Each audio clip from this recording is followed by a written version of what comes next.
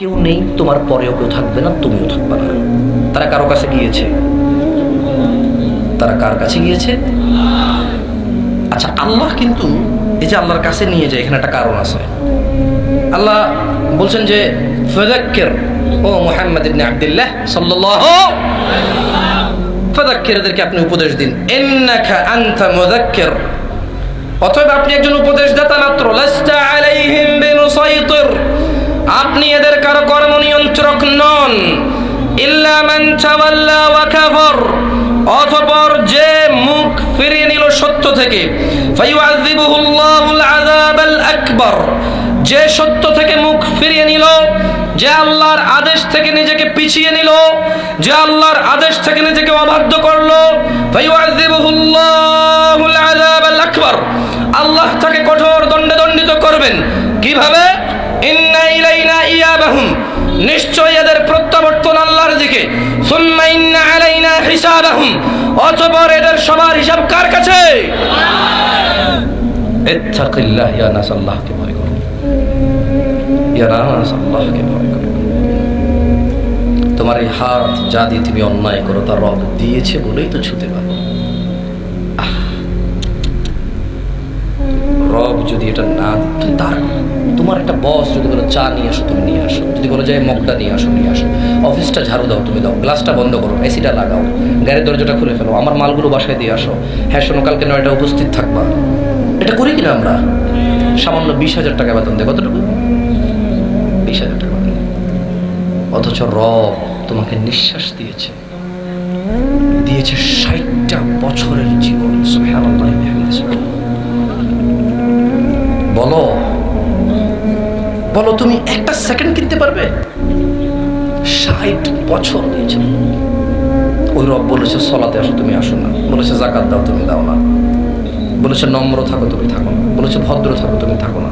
বলেছে তলিবুল ইলম ফরিদাতি আলা কুল্লি মুসলিমিন ওয়া মুসলিমা, বলেছে দিন আল্লাহ সম্পর্কে জ্ঞান অর্জন করা ফরজ, অনিবার্য, অত্যন্ত একেবারে খালাস। There is no other option, কোনো অপশনই নেই। এটা ফরজ, এটা জরুরি, এটা অনিবার্য, এটা লাগবেই লাগবেই। You can miss it. দিনের শিক্ষা অর্জন করা তোমার উপরে ফরজ, ফরজ, মহিলা অথবা পুরুষ, তুমি ধারই ধারো না। তাহলে বলছিলাম, নারায়ণগঞ্জের মানুষ হয়তো রাগ করে, আমি জানি। আমরা অনেক সময় গরম হয়ে কথা বলি, আমি এটাও জানি আমরা অনেক সময় খুব উগ্র হয়ে কথা বলি। কিন্তু আমরা আমাদের আফসোস থেকেই উগ্রতা বের হয়। যদিও আমাদের উচিত আরো নম্র ভদ্র হয়ে কথা বলা।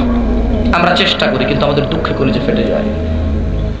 তোমার মায়ের সাথে যদি কেউ জানা করতে জোরাজুরি করে, এবং এই জানাকে যদি বলা হয় যে হ্যাভিং রিলেশনশিপ, হ্যাপি রিলেশনশিপ, যদি সে বলে যে এটা তার অধিকার, নিশ্চয়ই তুমি সহ্য করবে না।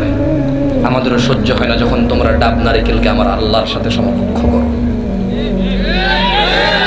যুবক, আমাদেরও সহ্য হয় না যখন তোমরা 31st নাইটে যাও, মনে করো উৎসব, অথচ এটাই বিধর্মীদের ইবাদত। আমাদেরও কলিজা চূর্ণ বিচূর্ণ হয়ে যায় তোমরা বড়দিনে যাও, অথচ তারা তা পালন করে যে আল্লাহ এই দিনে ছেলে জন্ম দিছে। তোমরা যখন যাও, আমাদের কলিজা ভেঙে যায়। তখন আমরা তোমাদেরকে বলি না, হারাম, দে আর নট মুসলিম। তারা কিভাবে মুসলমান হতে পারে? একজন আনন্দ করছে যে আল্লাহ ছেলে জন্ম দিয়েছে, সেই আনন্দে সে আনন্দিত হচ্ছে, গান বাজাচ্ছে, মদ খাচ্ছে, ফুল দিচ্ছে, অনুষ্ঠান করছে, কেক কাটছে, নতুন জামা কাপড় পরিধান করছে। আর তুমি বলছো যে লাম ইয়ালিদ, তিনি জন্ম দেয়নি, ওয়ালাম ইউলাদ, তিনি জন্ম নেয়নি। এই কথা বলার পরে তুমি উৎসব করতে গেলে আল্লাহর সন্তান হয়েছে এই উৎসবে। তুমি যখন এটা করো, আমাদের কলিজা ভেঙে যায়। তখন আমরা আবল তাবল বলা শুরু করি, তখন আমাদের কলিজা ভেঙে যায়। যুবক, সহ্য হয় না তুমি যখন বলো যে আল্লাহ ছেলে জন্ম দিয়েছে আর তুমি আনন্দিত সেই খবরে, সহ্য হয় না। তাই আমরা আবল তাবল বলি, ফেসবুকে খুলে, লাইভ খুলে, ওয়াজের মাঠে বলি। তোমরা মনে করো আমরা উগ্র না, আমরা উগ্র নই, আমাদের সহ্য হয় না। শেখ হাসিনাকে কিছু বললে যেমন আওয়ামী লীগ নেতার সহ্য হয় না, খালেদা জিয়াকে কিছু বললে যেমন বিএনপি নেতার সহ্য হয় না, যেমন গৌস, কুতুব, পাক, দরবার, দরগা, দুর্গা, এদেরকে কিছু বললে ওদের অনুসারীদের সহ্য হয় না। ঠিক তেমনি যখন কেউ বলে যে আল্লাহ সন্তান জন্ম দিয়েছে, সেই উৎসবে সে আনন্দিত, অথচ সে নিজেকে মুসলিম বলে, আমাদের সহ্য হয় না, আমাদের সহ্য হয় না। তুমি তো শিরক খুঁজে পাও না। তুমি চিন্তা করছো যে কীভাবে শিরিক করি, লা ইলাহা ইল্লাল্লাহ বলি, ওয়া আন্না মুহাম্মাদুর রাসূলুল্লাহ বলি, নামাজ পড়ি, রোজা রাখি, আমার বাবা হজ করেছে, আমরা উমরা করেছি, এখন কোরআন পড়ি, কীভাবে শিরিক করি? এই যে তুমি যখন বললে আল্লাহ সন্তান জন্ম দিয়েছে, তুমি আনন্দিত হয়েছে ওদের সাথে গিয়ে, তুমি মনে করলো যে ধর্ম যার যার, উৎসব সবার না। I agree with this. আমার নাম জামশেদ মজুমদার, আমি বড় হয়েছি সৌদি আরবে, আমি মানুষগুলোকে সাক্ষী রেখে আমি একমত, ধর্ম যার যার, উৎসব সবার, আমি একমত। কিভাবে? যদি উৎসবটা হয় উৎসবটা যদি ধর্মকেন্দ্রিক না হয়। বুঝাতে পারেনি মনে হয়। আমার প্রতিবেশী হিন্দু, তার বোনের বিয়ে, আমি শুকর খাই না, আল্লাহ ব্যতীত অন্য কিছু দিয়ে জবাই করলে তা খাই না। সে আমাকে বললো জামশেদ তুই আসিস, আমি স্কিপ করতে পারছি না, ওর সাথে আমার সম্পর্ক রাখা লাগতেছে। কেন? আমি ওকে আল্লাহ সম্পর্কে বলতেছি না, আমি ওর দুর্গা পূজা দেখতে যাইনি, মানে এটা একটা আল্লাহ, এই যেটা মাটি এটা আল্লাহ, এটা সন্তান দেয়, রিজিক দেয়, এটা এভাবে আমি ওটা দেখতে যাইনি। আমার রবের সাথে শিরিক হচ্ছে, ওটা আমি আনন্দ খাই, আমি ছাগলের গোশত খেতে যাইনি।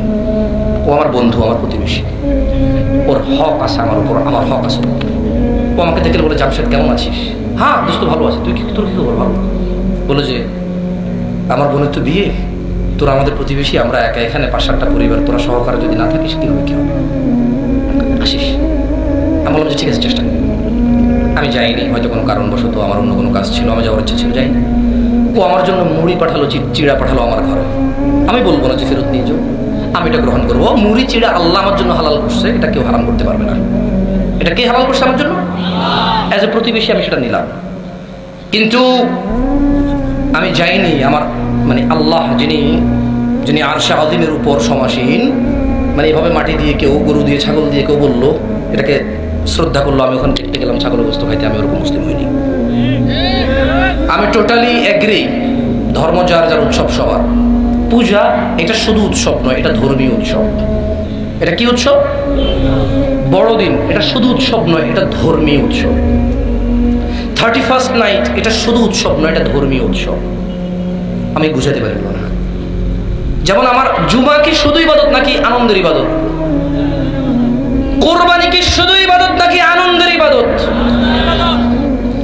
রমাদানের ঈদের 2 রাকাত নামাজ আর খুতবা এটা কি শুধু আনন্দ নাকি ইবাদত?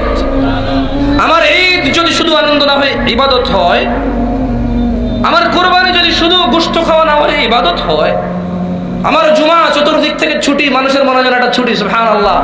কোম্পানি 1000 কোটি টাকার মালিক বলছে যা শুক্রবার ছুটি, যা ऐश कर एनजॉय योरसेल्फ, একটা আনন্দ।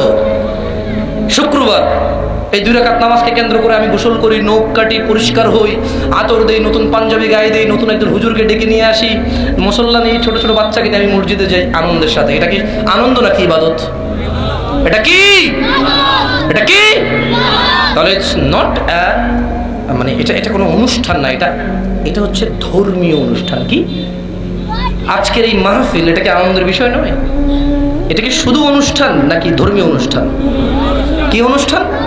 আরে ভাই আমাদের কি দোষ? আমাদের আল্লাহ তিনি দয়ালু, তিনি বলেছে বিসমিল্লাহ বলে ডান হাত দেখলে তিনি ইবাদত, তিনি বলেছে গোসল করে সুন্দর করে মসজিদের উদ্দেশ্যে রওনা দিলে ইবাদত, তিনি বলেছে মানুষ তোমরা গরু জবাই দিবা, তৌফিক থাকলে বস্তু তোমাদের জন্য হালাল, খাও, পেট ভরে খাও, আল্লাহর প্রশংসা করো, ইবাদত। তিনি এভাবে এগুলোকে ইবাদত বানাইছে, আমরা কি করব? তিনি আমাদের জন্য সহজ করেছে আমাদেরকে কাজকর্মকে। তাহলে ধর্ম যার যার, উৎসব সবার, এই কথা তো ভুল না দেন, আমি খুঁজে পাই না তেমন। যদি সেটা ধর্মীয় উৎসব হয় তাহলে সেটা ধর্ম। ধর্মীয় উৎসব কি শুধু উৎসব নাকি ধর্ম? তাহলে আপনারা হিসাব করে চলাফেরা করবেন, আমার উপর রাগ করিয়েন না। আপনারা শিরিক খুঁজে পান না তো এই জন্য একটু বললাম আর কি। বললাম শিরিক খুঁজে পান না। ওই যে আল্লাহ বলেছে ওয়া মা ইউমিনু আকতারুহুম বিল্লাহ ইল্লা ওয়া হুম মুশরিকুন, এদের অধিকাংশ মানুষ ঈমান এনেছে কিন্তু ঈমানের সঙ্গে সঙ্গে শিরিক করে। আপনি তো খুঁজেই পান না শিরিক, আমি খুঁজে পাচ্ছি শিরিক। আপনি যদি এগুলোকে শিরিক না হয়, আপনি যদি আল্লাহকে বুঝাইতে পারেন আপনার আল্লাহর আপনার মধ্যে আমি আসতে পারবো না, আপনাকে মোবারক হই আল্লাহ। তবে আমার আল্লাহর এত ইজ্জত, তিনি মাছের ডানো সহ্য করে না।